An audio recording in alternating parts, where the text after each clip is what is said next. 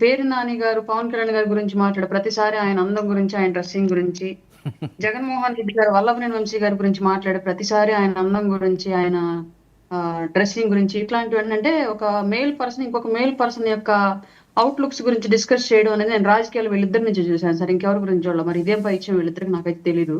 కళ్యాణ్ గారు అంటే అది బాగా అభిమానం ఏమోనండి ఆయనకి.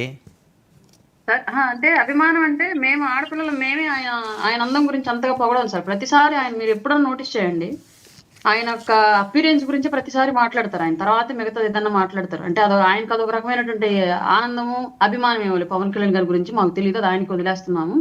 నిన్న జరిగినటువంటి ప్రసంగం మొత్తంలో సార్, పశ్చిమ ప్రకాశానికి సంబంధించి ఇప్పుడు కాదు, స్వాతంత్రం వచ్చినప్పటి నుంచి కూడా ఆంధ్రప్రదేశ్ లో ఎన్నో పార్టీలు అధికారంలోకి వచ్చాయి, అధికారం పోగొట్టుకున్నాయి. ఎంతో మంది నాయకులు అక్కడ ప్రజాప్రతినిధులుగా ఎంపిక కాబడ్డారు.